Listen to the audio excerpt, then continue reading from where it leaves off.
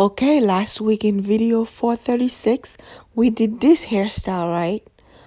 Individual spring twist. And I asked you, do you want to see the crochet version of it? And here we are. This is crochet. And I'm going to be showing you what braiding pattern, how to do the braid pattern to get that specific look. We are using the same exact hair, the Afro twist wave from the curlrefinery.com, a black owned business. I am doing 100 of them. And you see the twist to the right, the very loose twist. This is coming next. That's just a different video. Right here, I'm just gonna go ahead and just twist it down. It's very easy to twist. All you do is just twist it down, and I twist it to the right. I'm making 100 of them. I would suggest you to watch video 436 just so you can have an idea on how we prepare the hair. But this is the hair right here. It'll be linked in the description box. I am using 5 packs. Each pack has at least 20 or 25 strands in it. Here I'm cutting just because we don't want it super long. I'm just cutting it right here. And then the hair is already fluffed. They have a version that's not fluffed.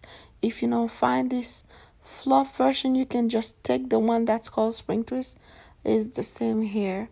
You just fluff it before you start using it. This video is mostly about the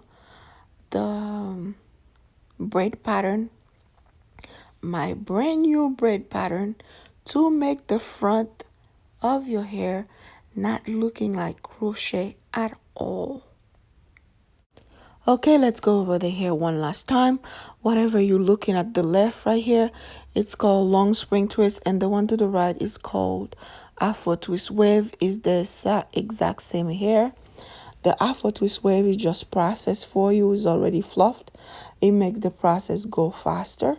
The spring twist one, you have to fluff it before you use it. And this is the final product right here. That's how the bundle looks like when you order the hair from us.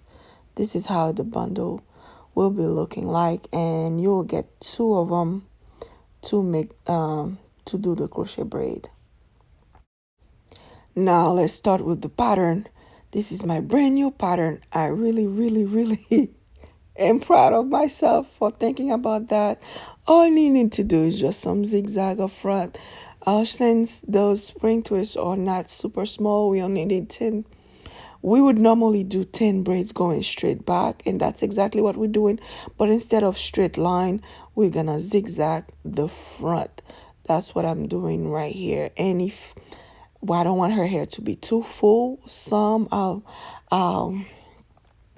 cornrows up front, I'll join them in the back, and I'll show you that very soon. I'll join them in the back so she doesn't have a full 10 braids going straight back. I think she'll just have 8 going straight back instead of 10.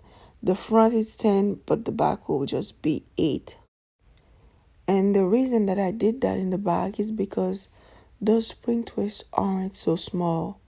They're pretty thick and they have a lot of volume. So she doesn't really need a lot of twists on her hair for it to look full. And right here, I'm using this serum to prevent her hair from itching. If you have itchy scalp and you apply this on your scalp, you'll get relief right away. It's very good. I'll make sure I link it in the description box as well. It's from a black-owned business. It's actually from a client of mine. She came up with this. Okay, you should know by now that this is the right position to hold your latch hook to make the front look as natural as possible. There's a specific way to hold your latch hook, and this is the way. Well, at least for her edges. And in the middle, you can do it however you want. But her edges, hold your latch hook that way, and so you can look as natural as possible. And now that we are adding the zigzag instead of the straight line, it's way better now. Okay, I believe I am done here. This is it. Don't forget to hold your latch hook this way. I don't think I have anything else to say. I'm just going to repeat what I said at the beginning in case you missed it. We did 10 cornrows that was supposed to go straight back, but we mixed them in the back, so we have 8 big ones in the back and then 10 up front. Because the twists are so thick, we don't have to do 10 in the back. And this is important too. Some people have super thick hair in the back. Do not use the latch hook at the very roots of the person's hair. Use the latch hook right on top of the cornrow. Don't do it like that. Eventually it'll loosen up. It may not come out all the way, but eventually it'll loosen up. So do it this way instead. Go right on top of the cornrow and then crochet it. That's if the cornrow is super thick like hers. If you do it this way, you won't have no issue. It'll stay in one spot and it won't move. This is the final product, and I forgot to mention that you can get the hair from the curlrefinery.com if you want to do it yourself. If you want me to do it for you, you go ahead and check the description box. There's a website there where we prepare the hair. And when I say we, I mean me and my sisters.